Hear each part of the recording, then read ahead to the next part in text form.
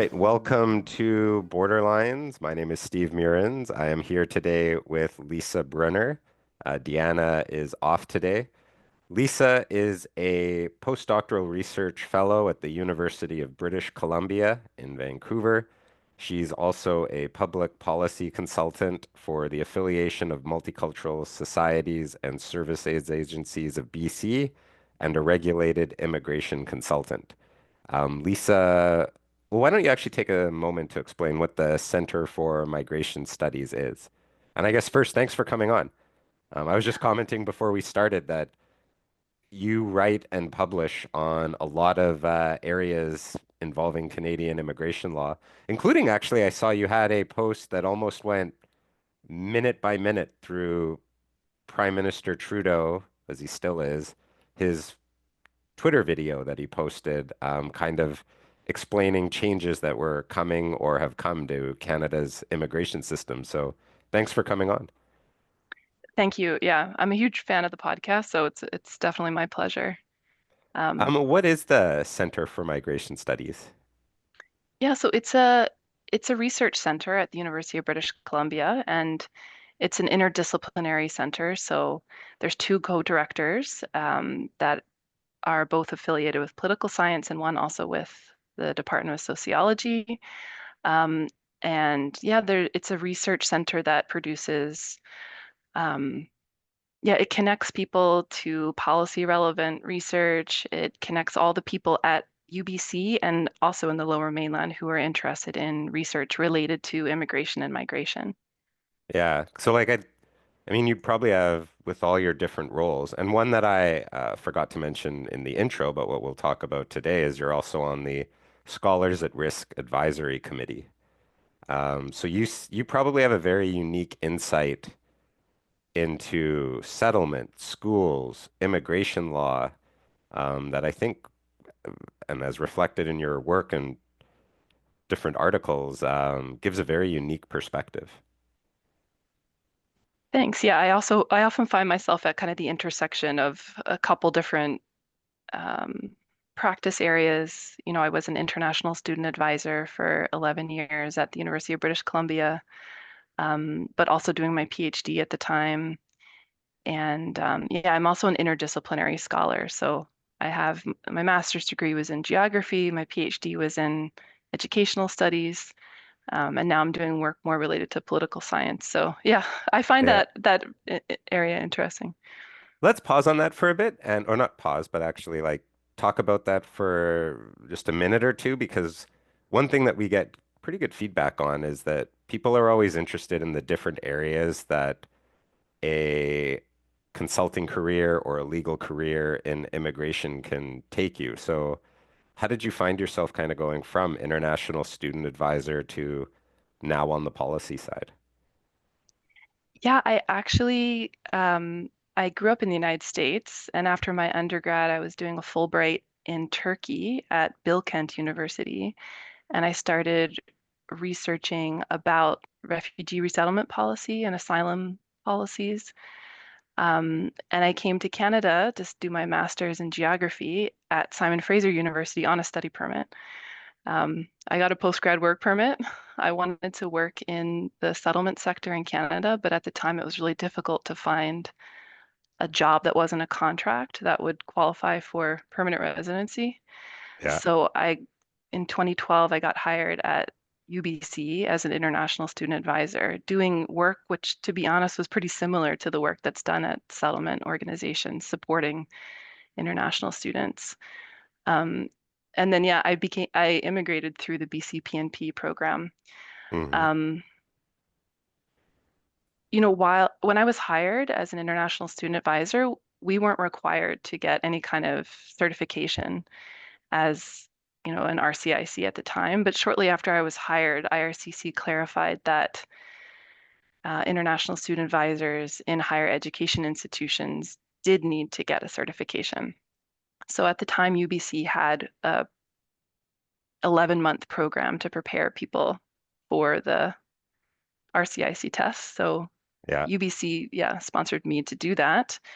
Um, and I ended up deciding to pursue a PhD while I was an international student advisor, just to grapple with these kind of complexities that I was seeing as an international student advisor and the really complex policy areas. Like as an international student advisor, we were helping students with their MSP applications, social insurance numbers, but we were also like the help desk essentially for IRCC because students couldn't get in contact with the department. So they'd come to us when they had technical problems or they didn't understand the policy.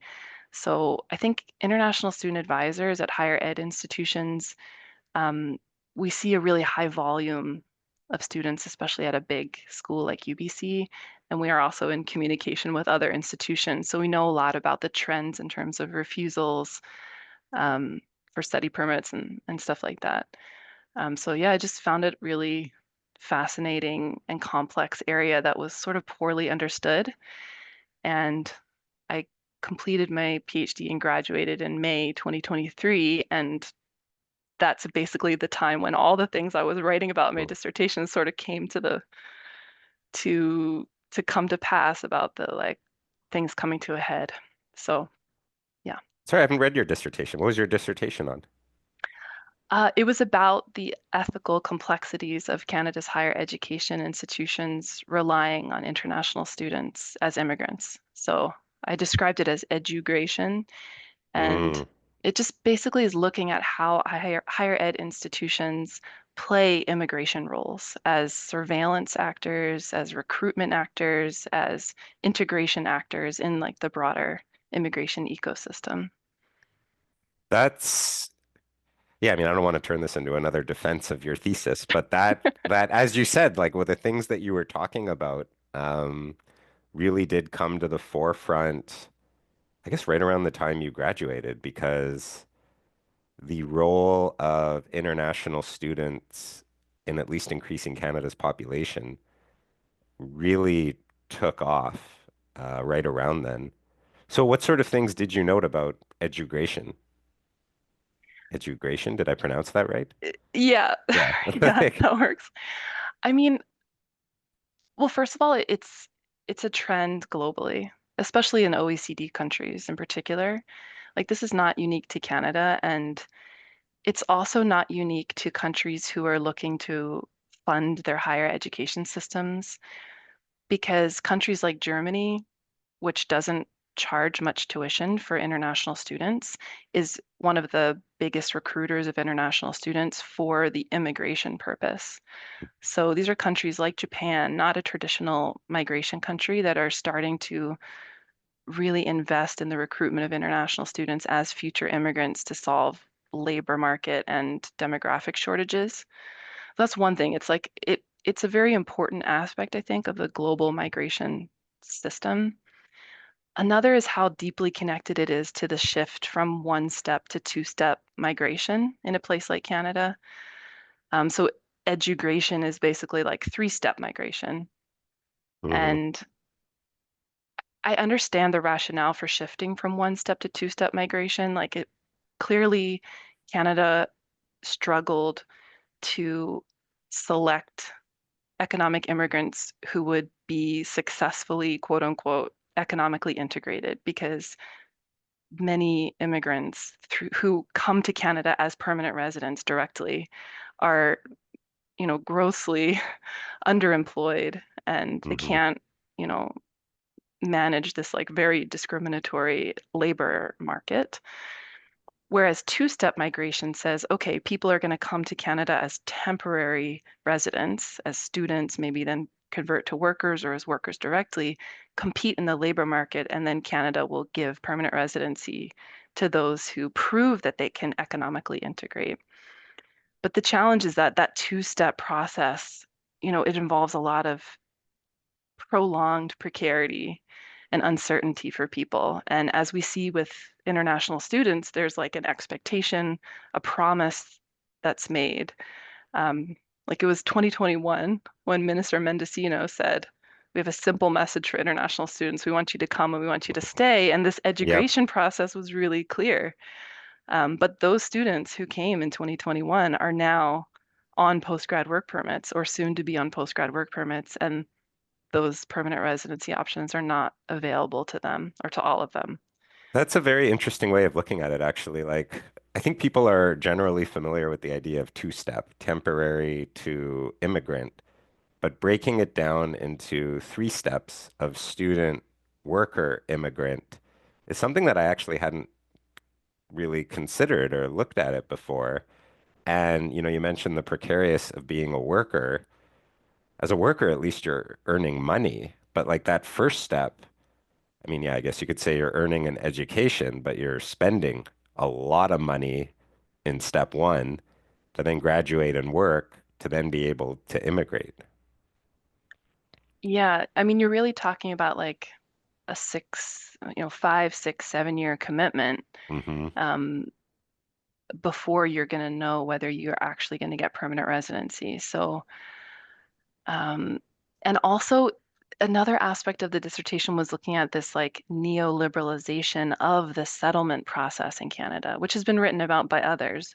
But like it used to be that Canada funded the settlement of new immigrants, like the language programs and other employment search programs and stuff like that. But the federal government generally doesn't support the settlement services for temporary residents. So that role is being offloaded kind of onto migrants themselves Hmm. or onto like educational institutions or employers who are playing these different roles.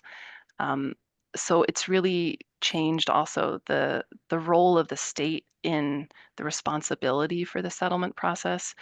And that's been shown like this Canada has a much stronger settlement regime kind of for supporting immigrants than the United States does.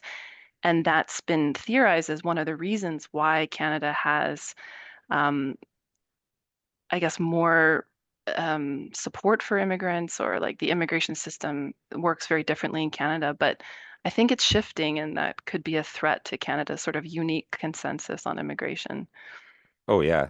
I mean, one thing that has been a bit interesting to watch is that, especially this year, we're starting, I guess, in 2024, which was like 10 days ago. The government started to say that, well, we never told international students that coming here to study would lead to permanent residency. And a lot of commentators viewed it essentially as gaslighting. You highlighted that Marco Mendicino, who's the former immigration minister, tweet in your dissertation and your just work as a international student advisor. What was the messaging? Like, is that accurate that the government never led students to believe that it could form a pathway to PR? I know you've kind of addressed that through your Mendocino reference, but maybe you could expand on it. Sure. Yeah. I mean, I I totally disagree. Like I really do think it was a bait and a switch. And I don't think it's just the federal government's responsibility. It's provincial governments, it's recruiters, it's agents, it's higher education institutions. Like there's a lot of actors who are involved in this messaging, but Canada has published two international education strategies, one by a conservative government in 2014, one by a liberal government in 2019. They were supposed to publish one in 2024, but they haven't, I think, because there's been so much upheaval with IRCC policies. But like those international education strategies really focus on recruiting international students, not just as part of what they describe an educational export industry, like selling Canadian education, but as an economic immigration strategy. And to this day, there's an Edu Canada website, which is run by Global Affairs. It has a website about paths to permanent residency and immigration in Canada. And it says, I have the quote here. It says, quote, many international students and their families have made Canada their home and become citizens. You could too, exclamation point. Like that messaging, I think, is still there. So yeah, I think it's a bit disingenuous to say that Canada never encouraged students or kind of made that promise. And I hear that among practitioners as well. Like there's a lot of people that say, well, international students are expected to fund their studies and be self-sufficient. That's part of the requirement of applying for a study permit. That's true. Um, or like no migrant should have an expectation or entitlement that they will be able to immigrate to Canada. I think in some way that's true.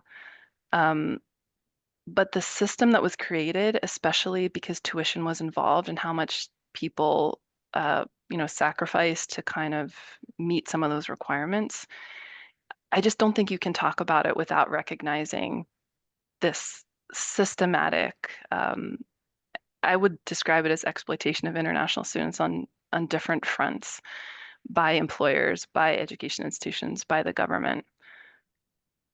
And so the people came, they're here now, and I mean, we've talked about this. I don't want to rehash the immigration levels plan, but now there is an expectation that a lot of them will leave as sort of part of that bait and switch. I agree with that terminology completely. What are you seeing on the ground? Because I mean, I see the people who contact the firm. I read about stories in the media. I get contacted by journalists. You are at one of the largest post-secondary schools in Canada, and I assume there's a similar that lawyers have a listserv. There's a RSIA listserv of similar. Like you must really be seeing what's sort of going on right now in the international student scene. Yeah, I mean, one thing I would say is that let's say there's around 1 million study permit holders in Canada, plus postgrad work permit holders in addition. Like this is a very diverse group of individuals. And the higher education system in Canada, as most people probably know, is also very diverse with a lot of different types of institutions, as we have been Hmm. reminded over and over again in the past year. So, a PhD student in a STEM field at UBC is very different than like a 9 month certificate student at a public private partnership, which, now no longer exists in Ontario or something like that. Hmm. Um, I do think that, the cost of living financial requirement was increased from $10,000 to around $20,000 on January 1st, 2024. And that has created challenges just for students to extend their study permit because students, like, even accumulating $10,000 in the bank was not necessarily easy for a lot of students. $20,000 is a lot. And I think that has created challenges. Um, but yeah, So I some think, people who are listening may say, well, then how are they living before if they didn't have that 10,000 in the bank or 20 now? How are they living day to day? I mean, they're living, paycheck to paycheck, or Hmm. they're working really hard, or they get stipends from their research projects that, pay a lump sum and then they dole it out to themselves over time. Like, I mean, I would ask the question for a lot of college students who are domestic or like Canadian college students, like how many of them have $20,000 in their bank account? Hmm. Um, and I think that there's just, if I could sum up in one word what I think international students are experiencing is like intense anxiety or anxiety. That was two words, but like Yeah. anxiety about the future. I mean, people really don't know what's going to happen. And you're seeing a lot of post-grad work permit holders right now, as you probably know from your clients, like studying French and furiously trying to figure out how they're going to get enough points or like waiting for news about new PNP programs. I mean, it's wild that like there are people in British Columbia who are taking leaves of absence from their work to study French to try to stay in Canada. Anyway, we've been attacked as being an anti-Francophone podcast before, so I'm not going to rehash that whole thing. But as you said, there's a lot of anxiety out there around that are caused by some of these policies. Hmm. The And so how is that like on campus? There's anxiety. I assume people are just struggling to figure out how to maximize their chance to stay after having spent a lot of money to come here. Is there just a sense of hopelessness right now? Is it waiting to see what the changes are? How bad is it? Yeah, I mean, To be honest, it's difficult for me to make an assessment really because my being at a elite institution like UBC, it's a very Hmm. specific cohort of students, and I don't think, although there is intense anxiety among students, even among those that I would say like you have a very good chance of achieving permanent residency, like people have been burned in the past, like the Yep. BCPNP changed its policies for the International Postgraduate Program without a lot of advance notice. So students who were expecting to have a clear pathway to permanent residency suddenly were not able to do so. So I think people know that anything can change at any moment, and they just didn't have that sense a few years ago. But I think the students who are maybe most vulnerable, of course, are those students coming from like um, lower class backgrounds that don't have the same. I mean, I just want to clarify that like at every institution, there's a range of backgrounds and Yep. class backgrounds of students, including at UBC, and there's also a range of plans for their futures. Like for some students, Canada is just a stepping stone to the United States, or they plan to go home. Obviously, it's not like every student wants to stay, but definitely the value of Canadian higher education has been inflated by the potential pathway to permanent residency. And I think there's a really big question about what next year's numbers are going to look like because, especially at colleges, the permanent residency restrictions were announced November 1st. And so, or they were announced earlier, but they were implemented November 1st. So we still don't really know what the impacts are going to be long term. And that big change is that outside of narrow fields, most people who attend public colleges will no longer be eligible for open work permits after they graduate. Yeah, it's outside. At the moment, it's like agriculture, healthcare, STEM, trade, transport, I Yeah. think, or like basically the labor market needs. And there is such a high degree of uncertainty. Like I had a consultation yesterday with people who had remarked that they were waiting and waiting for the first express entry draw of this year. And prior to the consultation, it came in a Canadian experience class draw that was over 1,000 people invited, and the points were around 540, Yeah. which is just going to be out of reach for most people. And I really don't know how it ends. I tweeted that for people applying under humanitarian and compassionate grounds, that the government plans over the next 3 years on processing and approving and admitting about 20,000 people, and there's 60,000 applications in the system, which, and not all will be approved, but a lot of those applications of more than one person, a lot have families. So it's basically a 9 year wait. What are people predicting kind of in your space, how the year will go? Yeah, I mean, the levels plan numbers do not add up. So I don't understand. I mean, I think that there's a disconnect between higher education institutions are very familiar with students applying for study permits and applying for postgrad work permits and everything in between.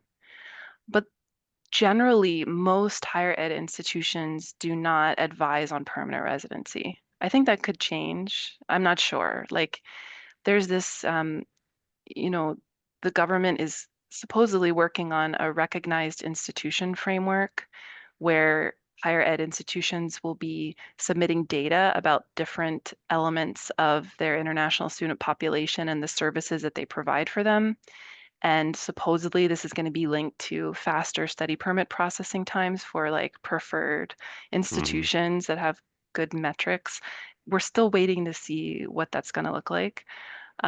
So I think there's some questions about, maybe higher ed institutions will improve their supports for international students, which right now is unregulated and um, very different from one institution to the next. And like there's provincial guidelines now emerging, like in BC, to encourage institutions to improve their supports for students. So all that is to say that like higher ed institutions and people who work in them know a lot about the student experience, but they don't really see students after they get a post-grad work permit in general. Whereas I think legal professionals see students more on the post-grad work permit Yeah. side, I guess, when they're making the transition to permanent residence. So I found that there's some disconnect in terms of like knowing what the on the ground experiences are like in those two categories. Well, let's take a break.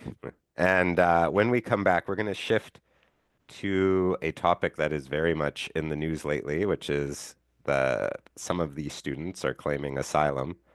And also, let's talk about the Scholars at Risk program. And so we're back. So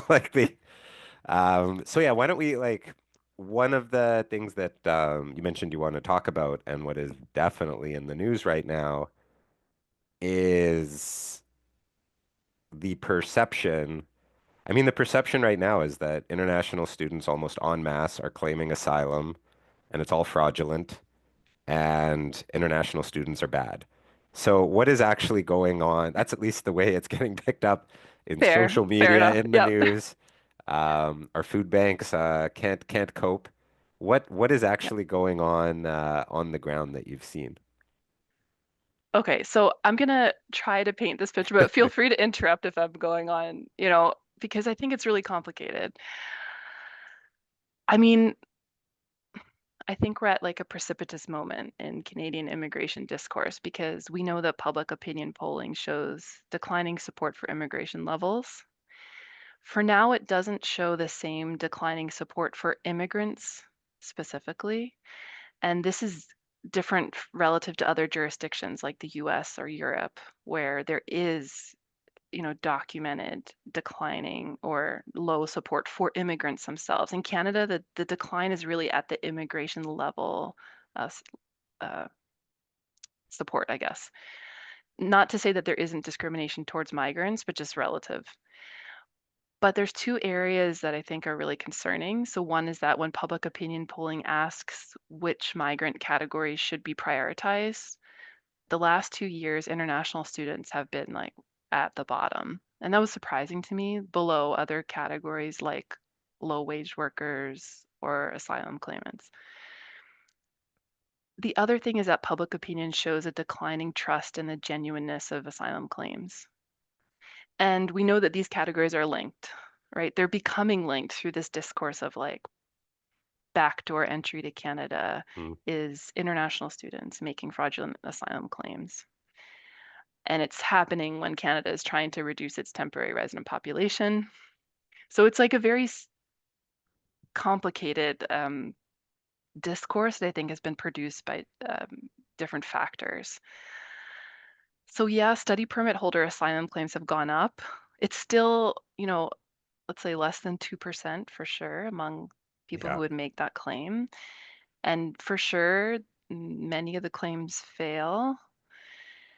I think one reason it's a challenge is because it impacts our ability to like defend the asylum system because despite all its flaws and limits and shortcomings, it's still such an important tool that's being actively chipped away at. I think Deanna has knows this and has spoken to it, Yep. frequently on the podcast. But I think like what's missing from the discourse are two things. The first is that there are legitimate asylum claims being made by international students, and the government's strategy to keep potential asylum seekers out of Canada in the first place has really serious implications for the students who, I guess, like when the baby that gets thrown out with the bathwater.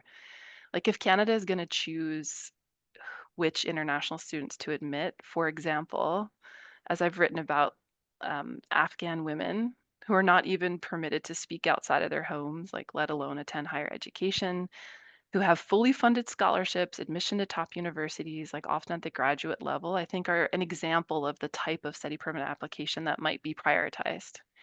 But it's so difficult for their study permits to get approved because they can't prove that they'll leave Canada by the end of the period authorized for their stay. And in this particular instance, like the House of Commons Special Committee on Afghanistan highlighted the problems with that requirement in IRPA for, a student applying from Afghanistan, for example. So I'm just using Afghanistan as like maybe the most easy to understand and extreme situation. But like applicants can be two things at once. And we know that Hmm. from the economic mobility pathways pilot. Like you, just like you can be a skilled worker and a refugee at the same time, you can definitely be an international student and a refugee. Um, so I think that this is very dangerous for those students for whom the study permit pathway is so important as a kind of lifeline, literally. Um, and I think Canada could do more because the UNHCR is promoting what's called complementary education pathways. They're kind of similar to the EMPP, but they open up more spaces for refugees through study permit pathways. Like Canada could do a lot more in that area. Um, Why do you think they haven't? I mean, it's a good question, I guess. I've wondered, um, and I have spoken to some people at IRCC, like laying out a kind of policy recommendation for developing a program like that, sort of informally. But I just don't know if it's politically a priority right now, I guess. Yeah, I mean, even so, one of the things that was, and again, it's going to be a francophone program, but they did like, there's all when they announced all the cuts to the international student program, and they increased the income or the asset threshold. They introduced last year a francophone minority communities student pilot, which under that small pilot, which is for basically francophones from who are citizens of countries that are part of La Francophonie outside of Europe, um, they don't have to show that they will go back to Canada by the end, or they will have to go back to their country of citizenship by the end of the period authorized for their stay. And there are reduced asset requirements for that stream. So it shows that it is possible to create study permit programs that explicitly waive the requirement of showing that one would go back, which would apply to, say, the Afghan women. So, in your discussions, like, has that come up that, hey, it's clearly possible to create such a program? Yeah, and the other interesting thing about the Francophone minority communities pilot is that the government is funding the settlement services for those students. Hmm. Like I feel like, I mean, as someone who's interested in like which institutions in society are funding and participating in that settlement process, I find this pilot really interesting. So I'm definitely following it. I mean, I've even heard people mention that like ERPA could be, revisited and that requirement to prove that you'll leave at the end of your stay is one area that they're considering adjusting. But I just don't know politically it's so uncertain right Politically, now. it's uncertain. It's also very much, as long as there are levels caps, it really, it's an interesting space to navigate because it is a zero-sum game where every program displaces spots for other people. Yeah. And that's the purpose of these complementary education pathways, that they're supposed to not displace the allocated refugee resettlement numbers. Hmm. So it's interesting because there's pressure from both sides, like the cap on study permits and also the commitment to specific numbers of refugee resettlement. Going So back to the students who are yeah. claiming asylum quickly, why, like from people who you've met, why would someone wait to claim asylum? Okay, so that's a great question. And again, I just want to be clear that like I do recognize that there are Yeah, yeah, like yeah. refused for I mean, if No, we but I put think this there's a discourse out there that it's all fake. Like if you claim yes. late, like anyone claiming late, that international students should the discourse exists that international students should not be allowed to claim asylum. They're here as students, they're not here as refugees. Therefore, there has to be something malicious if they're claiming asylum. And why is that not true? What are some reasons why people may wait? Okay, so first of all, the country conditions can change. That's one thing. I know that Minister Miller has said that in the cases he's discussing, it's not about conditions changing in the country. So let's put that aside. But I think for at least some students, the conditions do change. I think the second is that it's about the externalization of Canada's borders and saying like we're not even going to let people enter Canada who are at risk of making an asylum claim. So obviously it's really difficult to get to Canada to make a claim. So people who might otherwise have a very clear, legitimate reason for making a claim come through the study permit pathway. And maybe they're saying in their minds, like, okay, this is a clear pathway. I've been told that like I can get permanent residency. Maybe I can seek safety without needing to go through the asylum claim process. But then when they get to Canada and they understand how the system works, they understand, okay, it's going to take a really long time to get PR. And many are really, desperate to sponsor their parents, although now that's sort of a moot. There's challenges with that, but like they want to support their families. Like getting PR becomes something they want as soon as possible. So they might not have had all the information before they came, or maybe came because that's the only option. And then if it's available to them, they may apply. I think some may also struggle to succeed academically. And if you're asked to leave your academic program, then you don't have that many options. You can't get a postgrad work permit if you don't complete your program. So they may claim refugee status to secure, temporary status, at least in the short term for that reason.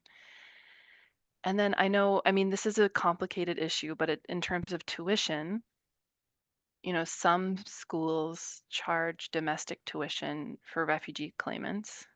For example, the province of British Columbia has recommended this for many years, but not all schools follow that. Like in some schools, you get domestic tuition when you become a refugee or protected person. In some, once you claim, you can get domestic tuition. I think that's the minority of schools, the latter, but it does exist. That makes a really big financial difference.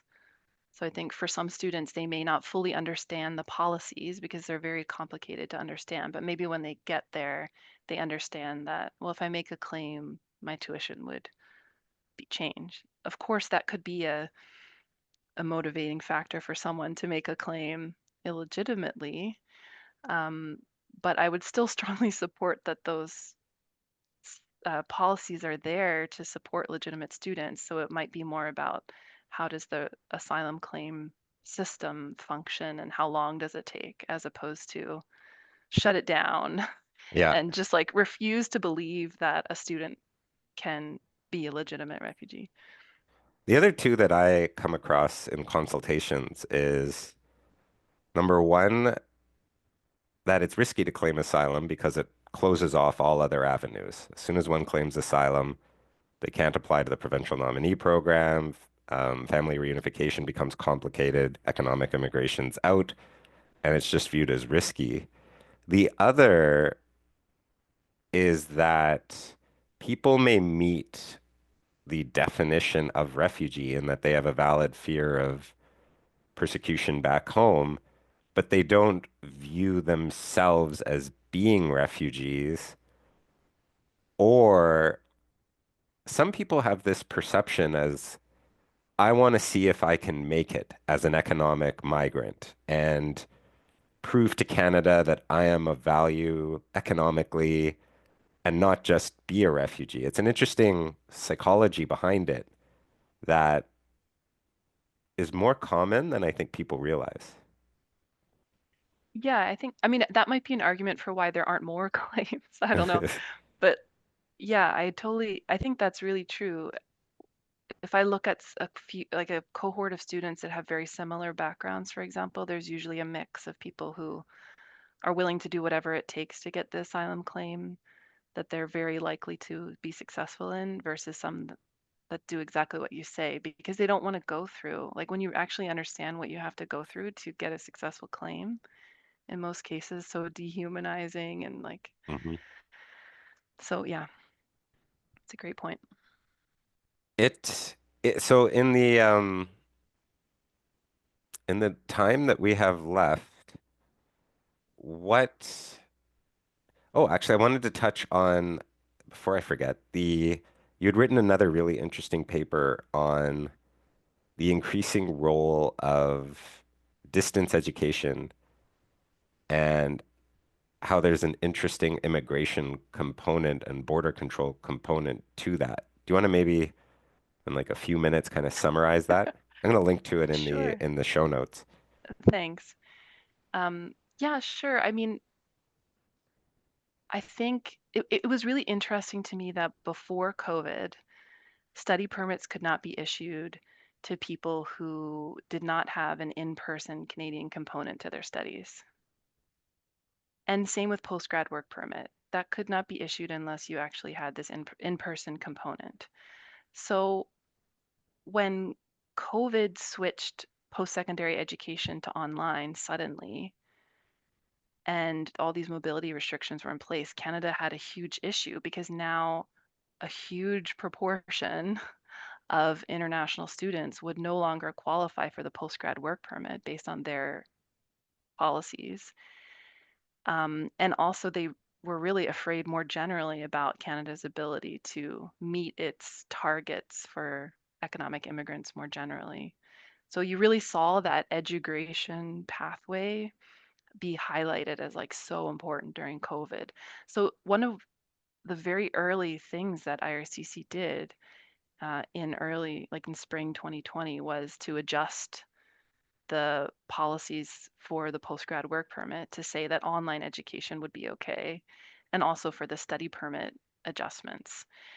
And then as COVID started to wind down and higher ed institutions went back to being in person, IRCC had to make this decision. Like, are we going to go back to the previous rules, or Yeah. are we going to evolve along with higher ed? Because since COVID, I mean, it was happening before, but since COVID, for sure, higher ed has really incorporated a lot more online learning. So it's very typical for undergrad students to take a mix of in-person, hybrid, and online courses. But international students were unclear, like, are we allowed to take online courses? Will this jeopardize our postgrad work permit eligibility? Um, and so, yeah, the paper is kind of doing an analysis of the policy evolution and the kind of discourse that was present. And I did some like access to information request to write that paper to see what were the discussions at IRCC about online versus in-person education. And I think that like before COVID, online education was seen as a potential for fraud. Hmm. And it apparently has continued to be seen in some ways. But what I found really interesting is that the government made explicit the expectation that like in-person education in Canada was seen as a quote unquote integration tool, that they really valued the role that international students would spend a few years in these classrooms in person because it would make them better immigrants or like prepare them better for the labor market. So it's not a very like widely discussed topic, but I think it's really interesting also like how the potential, which Australia was experimenting with this, the potential for instead of recruiting international students to Canada on study permits and then selecting them for permanent residency, some countries might start offering online programs for international students that they access from outside Canada to avoid the quote unquote burden on housing, et cetera, that has we can debate that at another time, but like Yeah. it's a potential avenue for making tuition for the higher ed institutions and then maybe making a pathway for people to come to Canada after they do their education outside of Canada. So I think that's a space to watch and see how different countries approach it. Because Canada ultimately decided for the moment not to go down that pathway. But I wouldn't be surprised if they do eventually. Ooh, that's something interesting to watch for. So the idea would be completing a program, the possibility of completing a program of study outside of Canada and just coming here as a worker after. which would in theory avoid issues, which would delay any possible, impact on housing, and someone would immediately be coming ready to work instead of, you know, trying to study under the high cost of living here. Yeah. Or from a more cynical perspective, you could say it's like trying to continue the flow of tuition money to Canada, but avoiding the moral panic of like the Hmm. other entering society and like using resources. I mean, my super cynical take is that this is going to sound super cynical, but it's something that I've commented before is that international students in Vancouver appear to be the ones working, not exclusively, but a lot downtown Vancouver and dealing with uh, this street safety, shoplifting issues, and that without international students who may not be as willing to voice up some concerns, the government would have to more seriously take providing services to these people. But that's my super, super cynical. There's all sorts of ways to view cynicism from every angle, whether it's Mm, hmm. ways to maintain tuition. I mean, I think Mark Miller accidentally got caught with that quote saying that international students were a source of cheap labor in 2023 or 2024. I can't remember when he said it was one of those someone's talking and talking and talking, and words kind of slip and what he meant to say. And that's sort of, we didn't really touch on it today, but a whole other component of that is how international students are like, as you noted, like they living paycheck to paycheck, working often in precarious situations. Hmm. I think it, I mean, your audience may know this, but I think it's just quickly important to note that the demographic makeup of international students has really shifted as the numbers went up significantly post-COVID to college students where the tuition is lower, where a different, class of international students who were potentially willing to work in different types of jobs and had different motivations were being recruited by higher ed institutions, especially at the college level. So it's very different than it was when I was an international student advisor, What has the 10 shift years been? ago. I'm sure a lot of our audience won't know. What has the shift been? Yeah, I mean, China used to be the biggest source country of international students until I believe 2017 approximately. And at that time, Indian students became like the primary, um, India became the primary source country of international students in Canada. And, you know, then that proportion rose rapidly of students Hmm. from India and many specifically from Punjab, this specifically.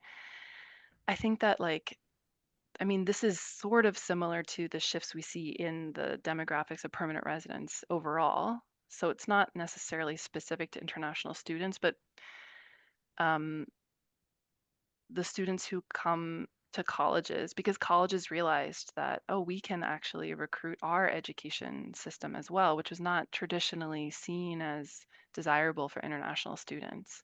Yeah. But there's been this long-term decline slash stagnating funding of higher education. So all types of institutions are trying to figure out like how they can sustain themselves and benefit basically from the system. So yeah, a lot of the students were not necessarily going to four-year universities, but maybe doing diplomas or short-term programs at colleges with a more laser focus on permanent residency. Those are the students that I think are maybe the most exploited, and I really I'm the most concerned for, and I think have the least social support. Like Mhm. yeah. Yeah, I think over the next few years, it's gonna start to come out like some, I mean, you already hear stories about dozens of international students living in a house in Brampton and there's some reports starting about how some are being treated by their landlords on the individual level, especially women. But it's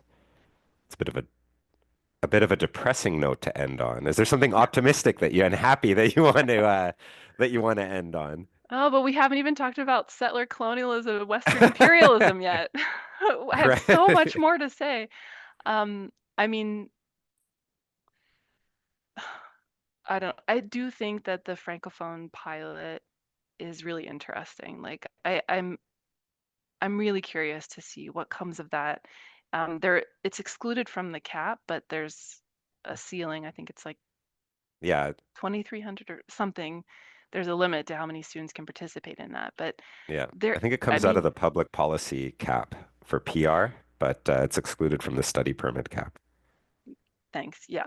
So I think we are seeing provincial, federal, like provincial and federal attempts to improve the settlement supports for international students in Canada.